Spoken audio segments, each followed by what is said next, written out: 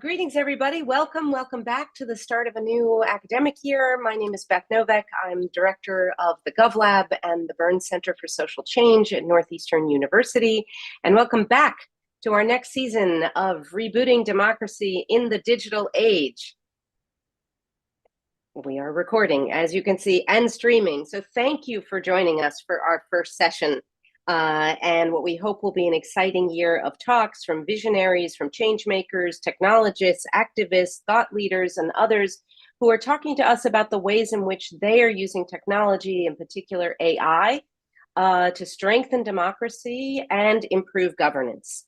The lecture series is complemented by a blog of the same name, Rebooting Democracy, which you can find. We'll put a link in the chat. And both the blog and the lecture series are hosted by the Burns Center and the GovLab in collaboration with the Institute for Experiential AI at Northeastern University.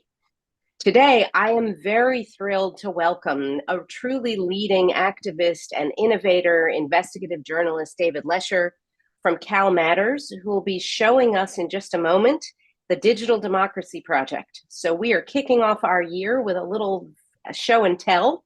And I'm really glad that instead of just talking in theory, we'll be able to really showcase what's happening in California in practice. We'll put a link to Digital Democracy in the chat so you can follow along. David has been spearheading the use of AI to create unprecedented legislative transparency and accountability in California. And I hope, as a result of today's lecture and what follows it, that we may be able to inspire some copycats around the country and around the world, and hopefully beyond at other levels of government. He is a veteran California journalist and a state policy expert and co-founder of Cal Matters, which is the home of Digital Democracy.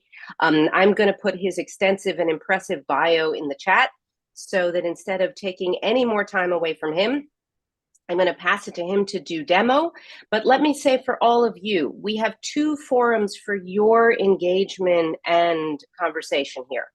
We hope you will use the chat by all means to comment, to talk to one another, to have what I like to call a conversation in 4 dimensions in the chat. If you have a question or comment for David, please do use the Q&A button at the bottom of your screen to type your question in there, so that we can organize them and ask them when we get to the Q&A, which we're setting aside a lot of time for. And if David is game, what we will do is at the end of our hour, we will also have an opportunity for some virtual direct conversation. But we like to make this as interactive as possible. So please do use the chat and the Q&A. And without any further ado, David, welcome and thank you for joining us. Great. Thank you so much, Beth, and welcome, everybody. I look forward to having this conversation, and I want to give you a quick tour. There's a lot to go through to show you, so I'm going to get right to it. And before I jump in, just one thing I wanted to share. This is Digital Democracy. There are 3 parts to it. One is a massive database. We are paying a lot of money to Amazon for this database. It has transcripts, every single word uttered in a public meeting for the last couple of years in California, all the votes taken, all the bills, all the money, and much more. So that massive database is feeding 2 different things. One is a website that we kind of consider 2 purposes for. One is it's a portal for a broad general audience to understand the legislature, who their representatives are, and what the agenda is on the different topics in California, like in environment or healthcare or education. And then the website is also gives access to this database to the public. So there are ways to get that a lot of advocates and others get into the detail of what's in the database. The second way that the database is used is to generate what we call tip sheets. So basically, we've created this AI to scan this database constantly in real time as transcripts are coming in, as money is coming in, as votes are taken, and it's trained to look for story ideas for reporters. And when it sees a story idea, it prints a one-page, what we call a tip sheet. And my mantra to the creators of this, it's Cal Poly San Luis Obispo here in California, and a web firm that's just been wonderful doing the front end, 10 Up.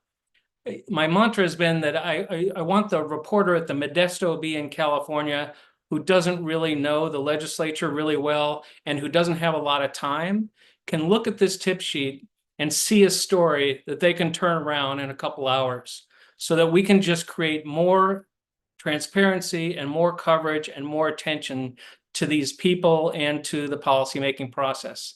So just that quick introduction, and then let me give you a tour of the site, and then look forward to answering your questions. So you should be able to see my screen now. We can. This is the homepage of Digital Democracy, and this toolbar, this search bar, is the access to the kind of giant database. And just to show what you can do, I can type in anything, and I will look for comments here, and I can see every single time New Jersey was mentioned in the legislature, I can go straight to that discussion, and I can watch the video. Born in and I can 1923 track. and raised in There's the Newark, New quote. Jersey, Jack was a professional trombone player. And I in his can teen do that years. for anything. I'll come back to this in a minute, but I can search the word fentanyl and see all the bills that have to do with fentanyl or other topics like that. Just quickly on the homepage here also, I'm not going to go to these pages, but this is how you look at the agenda in California in 2024 for these different topics. These are pages that are curated by our beat reporters with a little narrative that they write about what's coming up this year, what are the major bills on those topics, and who are the key leaders on those topics as identified by data. There's a demographic and political profile of the legislature here. You can sort through different filters. And then there's a fun little feature here that we have where you can look at the top and bottom 10 list of legislators for, districts with poverty or money in elections or, missed votes or gifts, things like that. So that's just a quick spin of the homepage. I want to show you a legislator page. The legislator pages, you can see we're trying to make it not wonky and insider, that it's trying to be inviting. So all these banner images are from the district of this legislator. Jim Wood represents kind of the north coast of California. There's a list of all the stories we've written about that legislator here. There's a couple data visualizations of data that's in the database. He's the Speaker Pro Tempore. And this is an interesting interactive feature where I can take any organization that has ever given or taken a position on a bill in California, and I can look here and I can see how this legislator votes in sync with that organization and how much money this organization has given to that legislator over that time period. Here's a look at all of the money that involving this all the election money involving this legislator, direct candidate donations or money spent by the party or money spent by independent expenditures or PACs. But I can look at any sector, the labor sector, I can see the amount, I can go back out. We also, and these bars compare how that money that went to this legislator compares to other legislators. We also look at three categories of what I call influence money, which is all money given to this legislator after they are elected, either gifts or travel or behests. Behests in California is when a legislator asks for a donor to give to a third party, like a charity. I have all the bills authored by Jim Wood. I have all the committees that Jim Wood serves on. I have all the interest group rankings, all those who like him and all those who don't.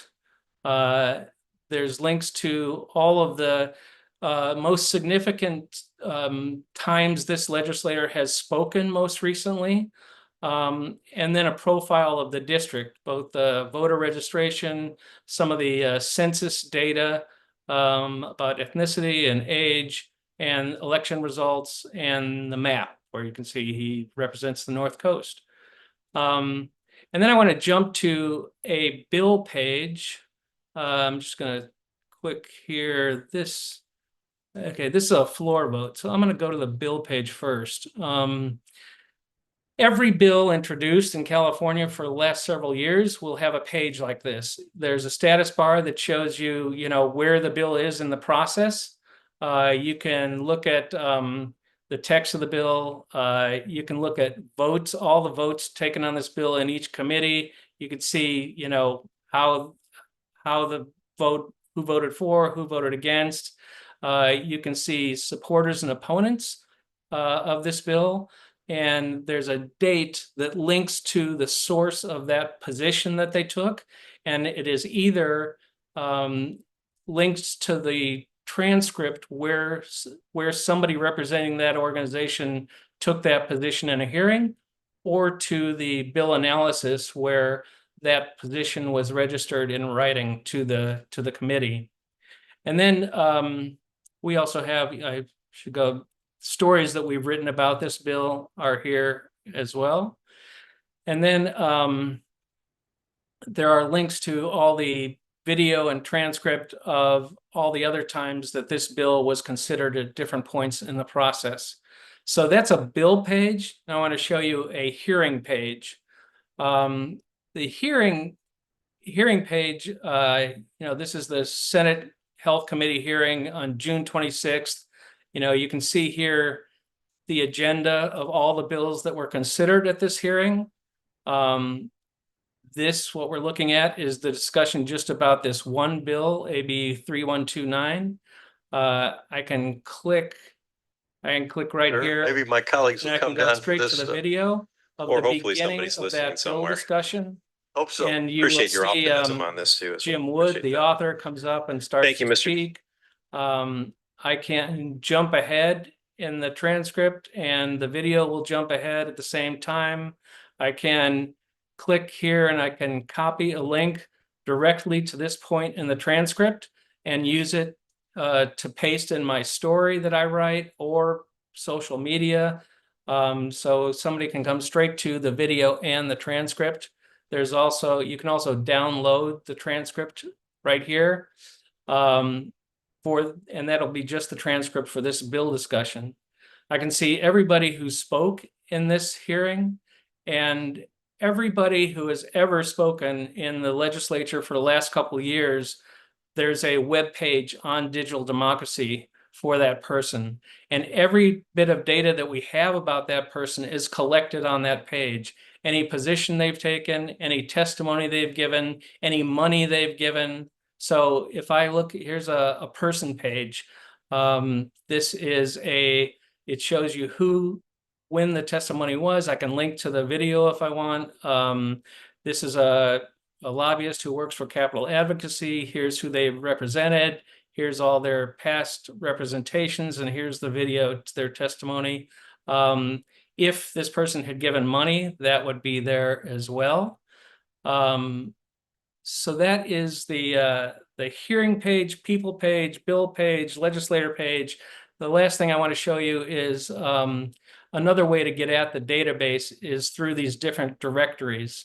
I can look at any hearing for the last couple of years. I can find it by topic or by bill number or keyword or chamber. I can do the same for hearings, bills, committees. Every organization that's taken a position or given any money has a page in digital democracy. Oops, hang on a second. I'm typing in the wrong place.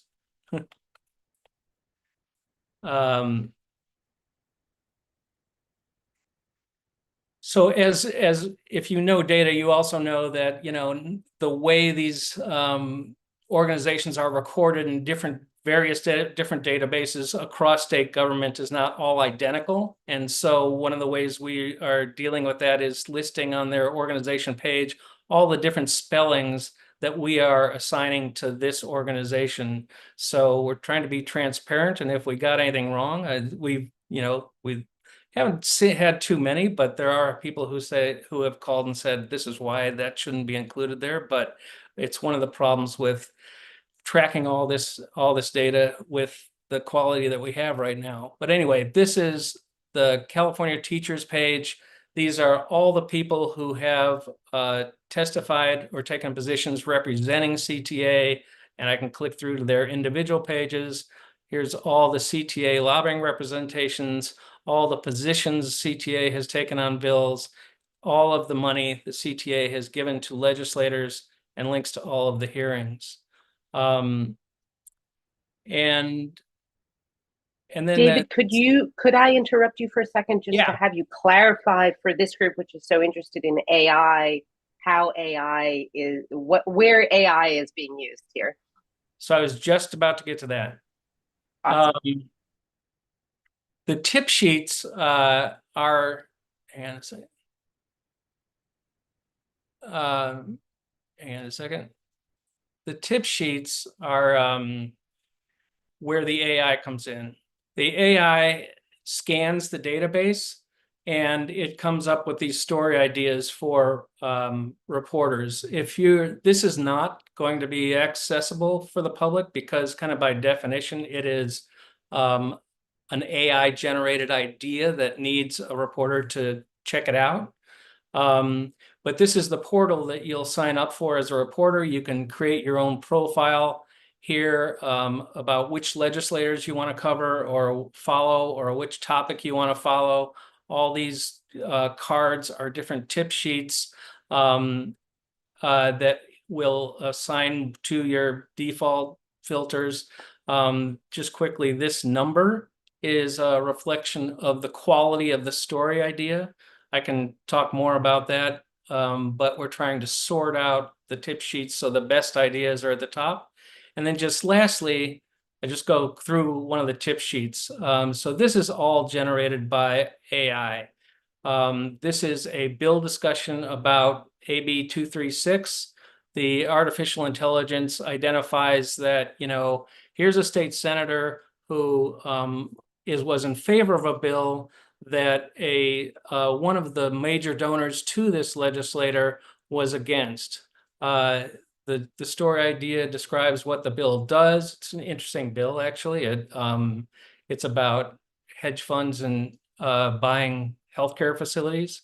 So it talks about what the bill is about, what happened to the bill, and what are the anomalies or patterns it sees in the relationships between those who voted and those who supported and opposed the bill. Here's a summary of the bill written by AI. These gauges are really for reporters who don't know the Capitol very well. It's kind of give them a sense of how this bill compares to normal bills in terms of how many witnesses spoke, how many organizations took a position, and how much money was given by supporters or opponents. We also just finished a beta test where the last month we shared these tip sheets with about a half dozen reporters around California. And based on that feedback, this page is going to be redesigned to kind of simplify it. It's still definitely kind of a beta test, but before the legislative session resumes in January, this will be redesigned. And I say that partly because this chart here is probably the heart of the tip sheet. It is, and it's just packed with data that I can look at any organization that has taken a position for or against this bill and their relationship with all of the legislators who voted on this bill in terms of two things. One, what we call their alignment score, which is how consistently that legislator has voted with that organization in the past, and how much money that organization has given to that legislator. So what's really interesting here is you can see this is the California Medical Association. This is just a data point, but they have a 53% success rate in getting things through the legislature. On this bill, they took a position that's against. Here's the total amount of money they've given to legislators over this time period, $3.1 million. And then here's where the relationship and the conflict comes in, which is something a reporter would want to look at. All of these Democrats voted aye, which is a vote against CMA. And all of them have ratings, of 70 to 80 to almost 90% of voting consistently with CMA. And almost all of them got money from CMA. So, you can see that all on this one table. There's more to look at there as a reporter, but it's an indicator of why I would want to look further into this story. The AI also pulls quotes from the hearing, and we're teaching it to do, quotes for and against, and quotes from legislators and from witnesses. There's a chart about all the people who spoke at this hearing, who they're representing, what their position was, and links to their testimony. And then the rest actually is just other data visualizations of some of that same data. So that is the quick tour. I'm actually winded. Fantastic. That was just magnificent. And what we'll do to give you a break from talking for a moment and to give our audience a chance now, apologies, it seems the Q&A was broken before, not turned on. Please use the Q&A to ask your questions. But what I want to do is to give the floor first to Senator Andrew Wicker, whom we're very delighted to have with us here today. Senator Wicker is chair of the Legislative Oversight Committee in New Jersey and vice chair of the Higher Education and Labor Committees as well, and also sits on the Budget and Appropriations Committee. And in addition, he's also a scientist. So he has a deeper understanding of AI than most. He was also chair of the Science, Innovation, and Tech Committee when he was on the House side. So I'm going to give him the floor first to really ask him whether you have questions, reactions. Is this something we want to have in New Jersey? Thank Senator. you, Beth. Thank you, David. Let me start with there. Yes, and the answer is we need it yesterday. I have a bunch of questions. It's very impressive, and I appreciate, Beth, your prompt about where is AI in this? Because at first, it did look like you were just scraping a lot of websites and throwing a lot of data together that conveniently was in one spot, as opposed to in open secrets or in any other place where some of this data is available. So understanding how AI has really enhanced the website is critical. I guess I have two questions, because it's clear that what you're doing in California is incredibly valuable, and we have nothing like this in New Jersey. So a couple of questions. Does anything like this exist anywhere else besides California? How database dependent is it? You mentioned quickly you work with Amazon in terms of trying to, before you train your AI, you've got to gather the data. New Jersey is known, like our legislative website is known for being particularly unuser friendly or user unfriendly, wherever you want to put the negative. So I think there's a couple things from a practical side.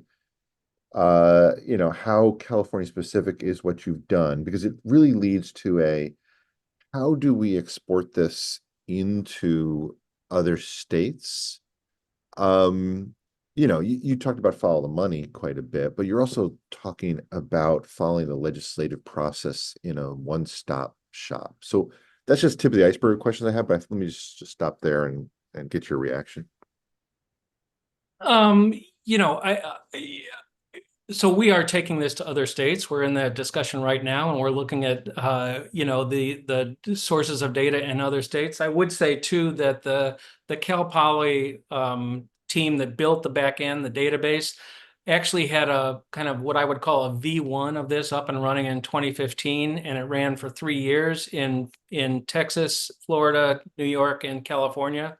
And the basic data is pretty universal. It's transcripts, it's money, it's votes, and it's bills. That's the basic data. There's a lot more that we have brought in here, But every location, every city council, every level of government has that basic data. It's just a question of exactly how you get it. We're looking right now at Texas, for example, and there's going to be litigation about exactly what happens here. There's a federal at the federal level, the public process, the public policy making process is public. But there are states, and Texas is one of them, that have kind of copyrighted the video as if it's not a public document. And you have to have permission to use it and how you use it. And so, we've had attorneys look at the two sides, but, we'll go ahead and use it and see what happens.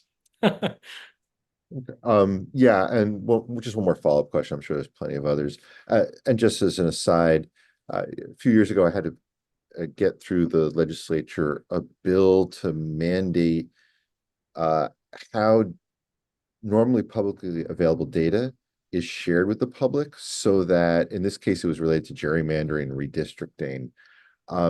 Because the state was just not doing it in a way that was machine readable and therefore not usable by any of the models without a tremendous amount of work. And that gets to the sort of, how do you standardize data before you even send it off to a database or have AI start to do its analysis? So that's why I was curious about that one.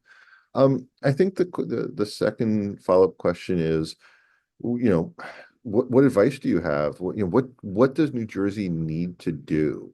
If me and the legislature, or Beth and the governor's team are like, we want to bring this to New Jersey and any other state, how do we start? I think the first thing is we're in the process right now of thinking this through ourselves. How can we templatize what we've built? Right now we've already funded 10 up to build the web page that's the same, that you can turn on and off different things for different states. But an improvement in one goes to everybody. So so we don't have to rebuild a web page for every state. I think the data is more unique in each state, but but we're also setting up kind of a centralized place where there's a lot of human editing that goes on in the transcripts. Even after we pull the video, we send the audio to a place to have it transcribed by AI, and then we have at least an hour or more of human editing on that transcript after the AI transcript. And a lot of that is to identify the speakers and connect them to the rest of the data in the database. But I think we're going to have to go state by state through a lot of that. Yeah. And I would love to go to New Jersey. Well, we would love to have you. I see there's questions in the chat and other things, so I don't want to dominate the whole time here. But perhaps we can have a conversation offline between myself, you, Beth, about what this would look like, whether or not this needs legislative route versus going through the administrative route. But New Jersey is notorious. Stop here. New Jersey is notorious in how difficult it is to get access to data. What you just showed us would be a quantum leap forward. If I can get anywhere between where we are now and where you are, and ideally to where you are, would just be spectacular. And if AI can help facilitate that, even more wonderful. So thank you for a few minutes. Thank you. Yeah.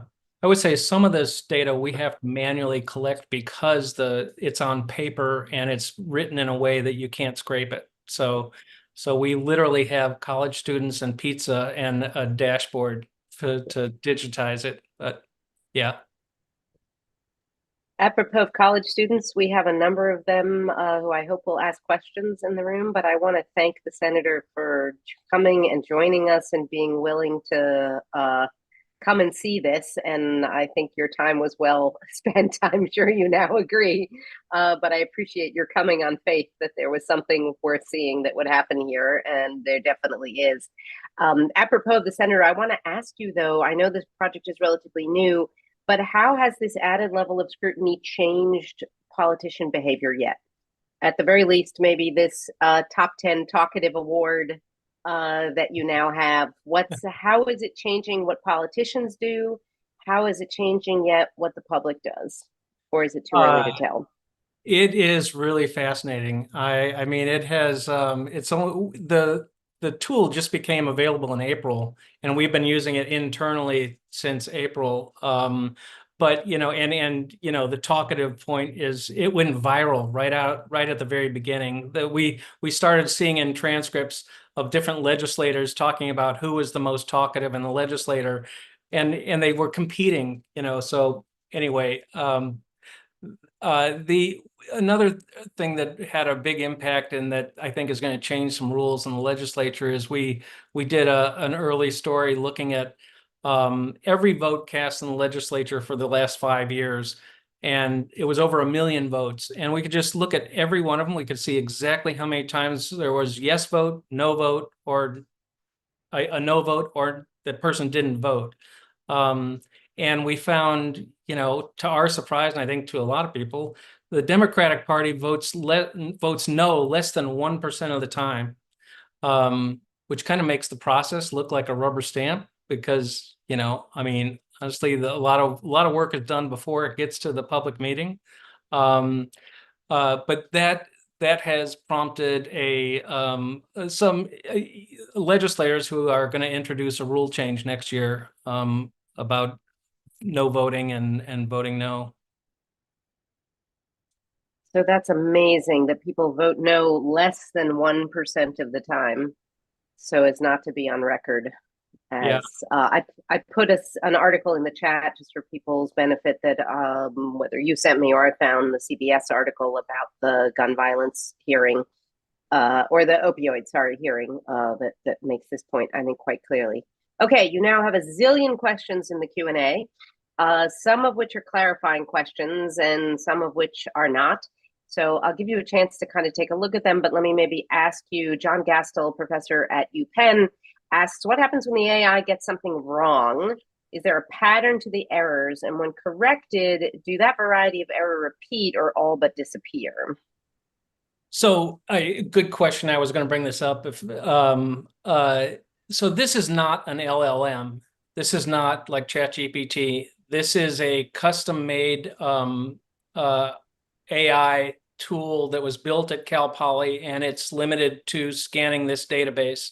So everything in the database is a public government document. You can go find it. It's just this pulls it all together in one place, so I can query with one search bar across all these different databases. But the AI is limited to what's in the database, and when it writes a tip sheet, everything is linked to the original source, and the original source is a public government document. So I mean, I do think, we've encouraged reporters to look at the original source, but it's not like there are hallucinations here like you have with an LLM. John, since you're off camera, any follow-up from that, or did that answer your question? That did. I would just say it would be fun if the reporters were ever saying that they found something in the tip sheet that didn't jive with what they, in their, I love your idea of the 2-hour story. And that's where you might find the errors, is that the summarization is missing something or miscategorizing something. It's implicitly doing it, right? Yeah, so the summarization, there's a link right next to the summarization of the original text. So we've told the reporters before you put it in a story, check that, the original text is the same thing.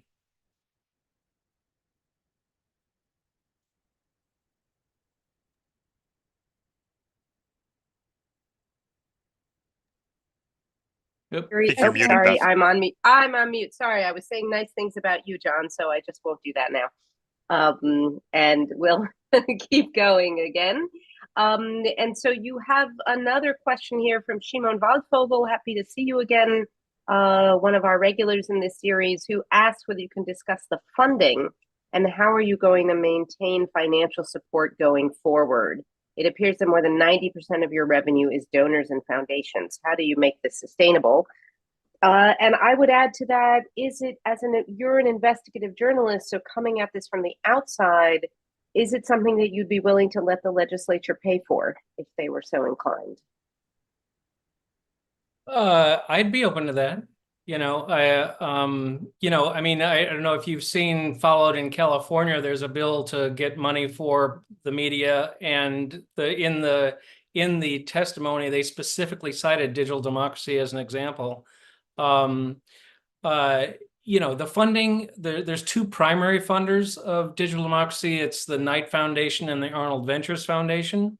And as we go to other states, we're kind of looking for a mix of this national level funding and some level of local contribution. I don't know what it is yet. We got to figure out what the exact cost is, but some kind of some mix of local and national money to grow it beyond what we've done in California.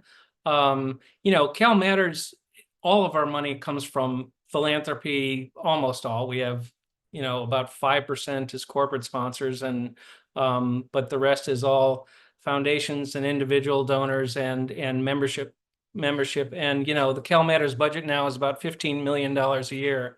So digital democracy is not cheap, but that's the nonprofit space is growing in the media. So we have a question in the Q&A from one of our fabulous Northeastern Co-op students. Jake asks, how do you get an average user to understand and use all the features that are available?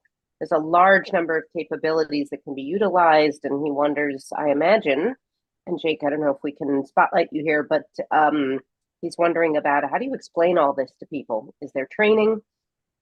Is there a demo? Is there online help? How do you help people take advantage of all this? I love this question because it's absolutely true, and it's one of the things that's so hard to do. I mean, we've done a lot of webinars and trainings and speaking. I think we've started to look at organizations that like the PTA or like the Sierra Club or the Chamber of Commerce that have audiences that are interested in these topics, and have them understand it in a way that they would point their members to. We also, our stories are shared with newspaper and radio and TV all over the state. So there's a growing understanding of it, but this is about 6 months out the door, and this will be a constant ongoing, training, understanding, iteration. And honestly, as AI continues to evolve, I think this whole project will kind of ride a wave of how much easier does this get. Like I showed you all the filters and kind of directories of accessing the database. I don't know how long it's going to be before you could just query the database like you can chat with a bot. I mean, that would make it a lot easier. It's not, but that's not trustworthy yet. So there's a question, not in the Q&A, but in the chat, but I'm going to ferret it out from my colleague, Professor David Fields, who asks about the facts being questioned here. And so he wants to know, how do you combat, is there an issue with, where people are constantly questioning facts in today's politics and leveling the accusation of fake news? How do you combat things like this? Or is this not an issue because of who you are, and is it viewed as reliable? Or because you're talking to journalists, are you not so worried about this? I mean, honestly, I think the stories that we've done off of digital democracy are even more credible because they're empirically based. They use data to show the relationships between and what's happening in the process, and they link to the original sources. So, I mean, I've been a journalist for a long, long time. We've never had that capacity, the ability to do that. but and one of the things that we've been able to do in digital democracy stories is kind of explore those relationships, and not a way that some stories previously might have generalized about, what's the relationship between Chevron and this legislator. Now I can show you specifically.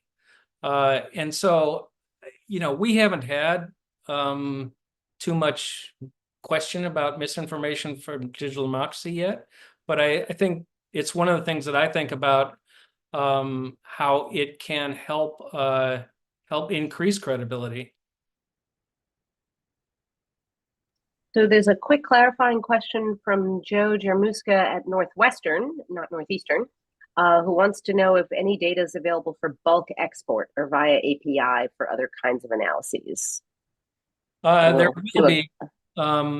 There will be. I think we still think of ourselves as kind of in a beta phase, and so we're constantly tweaking, exactly what the database looks like. But our I would expect in the next couple of months or less than a year, there will be a public API. So Joe is also a Knight grantee, I think executive director of the Knight Lab there. So if there's any follow-up that you want to ask, because it sounds like you might have a project in mind, so maybe we can get both Northwestern and New Jersey somehow involved. And this brings me to Sarah's question, which is also my own. So Sarah asked about spreading the framework to at the federal level, and whether you see an opportunity here for greater transparency at the congressional level. And besides mandating the creation of transcripts, what else would we need to do to try to implement something like this at the federal level? And should we be looking at that? I think this is going to go to every level at some point, where I think we're at the very, very, very beginning. As AI and as data, as we, you can apply this to city level, to county level, to the federal level is a magnitude more complex. But the transcripts are the hardest part of the whole process. Because it's hours and thousands of hours of transcripts, and all of it is human edited and connected to the data, and that's expensive. And so that's the biggest challenge. A lot of the other data, it's just a question of, like I said, the exact source is different in different places, but it's there. So there's another question here about, I think there's two things that Leodora asks here about how the product deals with usability, which we sort of got asked a little bit before, but accessibility, has that been a priority in the development, is to ensure that this is compliant for people with disabilities, as well as, potentially people with other cognitive abilities? And then especially given the biases of the internet and the difficulties of using AI, how do you handle issues of accessibility as well as usability? I think we have had, honestly, we specifically haven't talked about, what we might do to make the website identify specific disabilities that might have challenges with what we've got. I think for the tip sheets, that's not for a public audience. It's really for reporters, and reporters only. And I think that I think if you're going to be a reporter, you're going to have the ability to kind of understand what's on that tip sheet. And in terms of the feedback from journalists that you've been getting, so you did this kind of usability, human-centered research, it sounds like, with journalists, and they gave you good feedback on what they need to make the tip sheets more effective for them. Tell us a little bit more about sort of what you're hearing in terms of the challenges that they're facing with regard to coverage.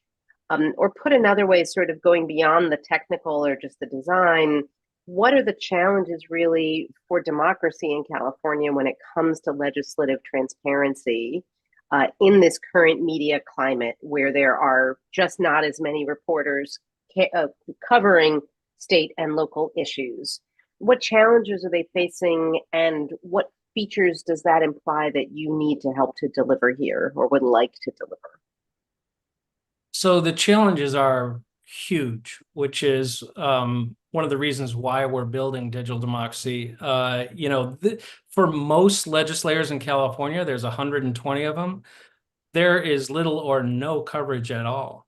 I mean, if you want to try and find something about your legislator, really, you're only going to find people who don't like them or them talking about themselves. And so, so the idea of making it possible for a local reporter to cover their local representative is what digital democracy is trying to do. And there's lots of challenges. I mean, we just had these 6 reporters in the last month working on this, but it really was, trying to find time in their day where they can break out and see this and really find stories that, they want to cover their legislator, but, I mean, finding out they don't know the state government that well, they don't have a lot of time, and so that's a huge challenge. I also think in California, honestly, the state government has become much more opaque. I was a reporter at the LA Times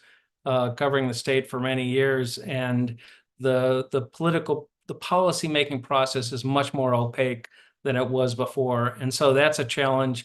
Another challenge that, digital democracy tries to kind of look internally at the process in a way that, just a reporter trying to keep up with things, will never see everything you can see in digital democracy. Have you had requests from legislators along the lines of, have you had your equivalent of Senators Wicker from California coming to you and saying, build us X or build us Y yet? Or are people still content for you to do this from the outside? In other words, a lot of the reasons the process is opaque is because it's actually also challenging for them. And there's such a desperate need for using AI tools internally to the legislature to improve productivity.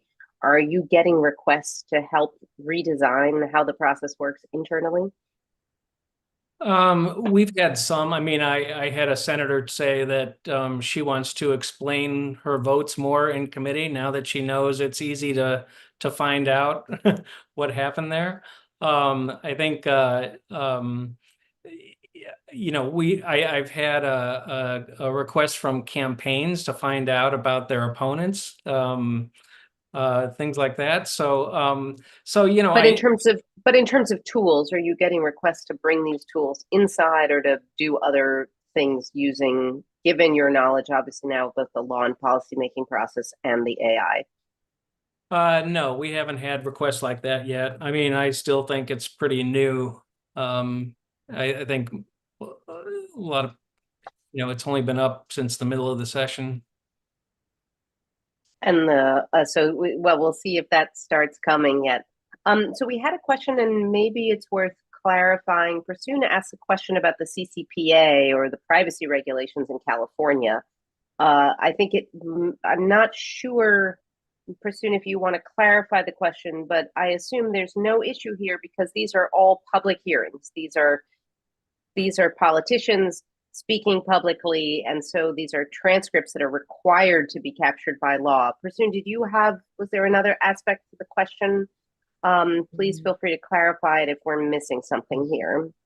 Yeah, I just wanted to understand, since in California there is also right to deletion, where certain person can request for deletion of the record. So I just wanted to understand whether it actually applies to it or any other regulation that applies to it with which AI can be of help.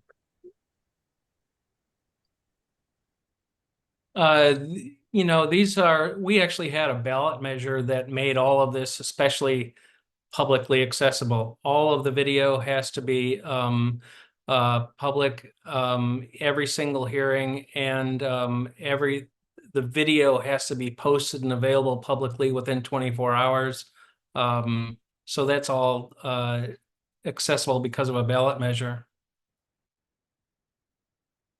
You have, I think, a related question, which is whether the legislative history is archived. Melissa asked from the Hawaii State Senate. So we've got some more legislators here.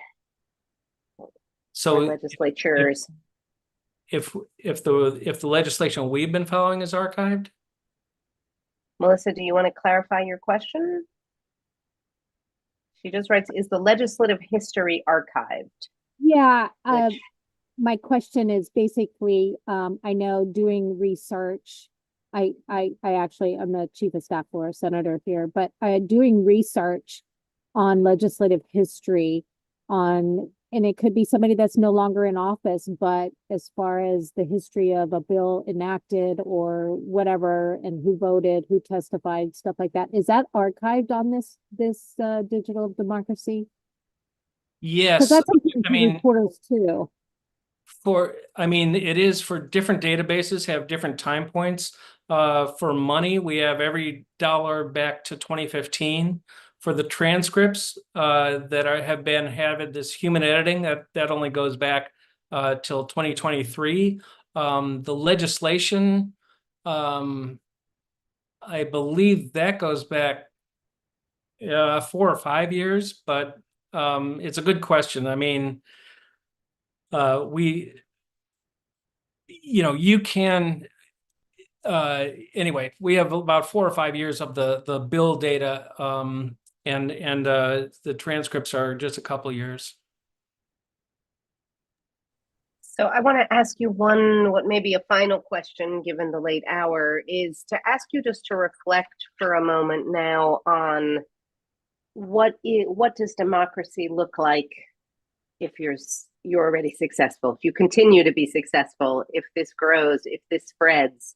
Northwestern is going to bring it to the Illinois Senate. We're going to bring it to New Jersey. There's a question in the chat we didn't get to about bringing this to municipalities and obviously we talked a little about the federal level.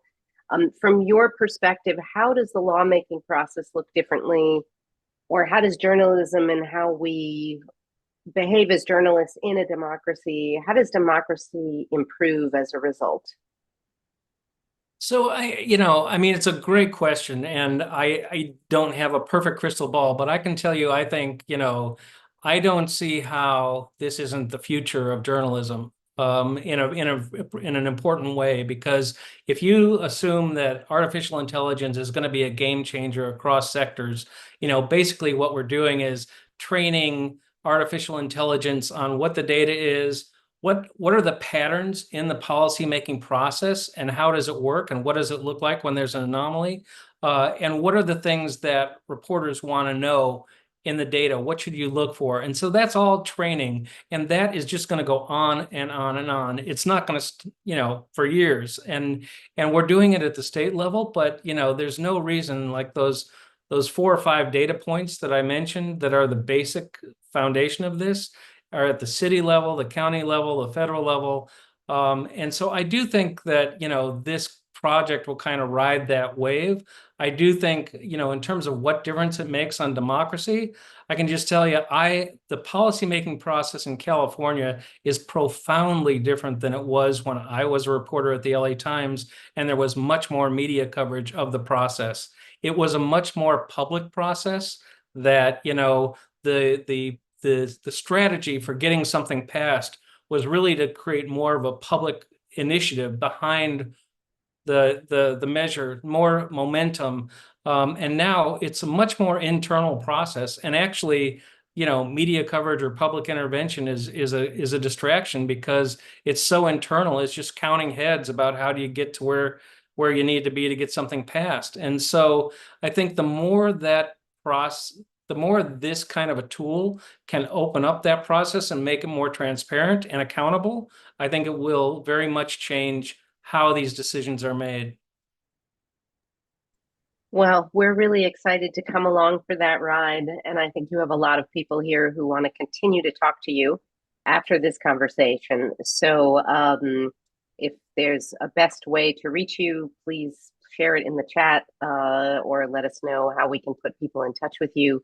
We have, obviously, we're streaming this as well. So for those who are watching along on the internet, but not in the Zoom, who might want to get in touch with you, thank you for sharing that information. And we invite people to take a look again at Cal Matters and digital democracy. And I want to thank you for being willing to stick around and chat with us about this phenomenal project. I am not alone, and you heard it from the senator as well. Well worth the time to see what the future could and should look like when it comes to the legislative process and how we cover it. So we're just excited to stay in touch, and we want to thank you for kicking off our series today. I will just say, for those stalwarts who would like to come back and join us, we have another Rebooting Democracy in the Age of AI talk, Thursday, September 26th. That's 2 weeks from now. We're actually doing 2 in September.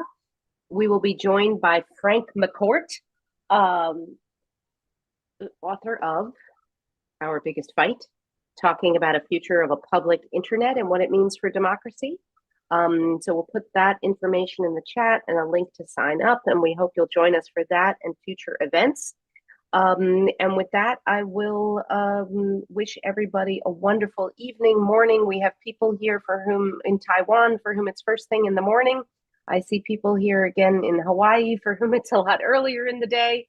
And I see somebody from Spain who's about to go to sleep. So from all your time zones, thank you for taking the time to be with us. And David, thank you for not just joining us and sharing this work, but for doing this work. It is really a Herculean effort, and we wish you bon courage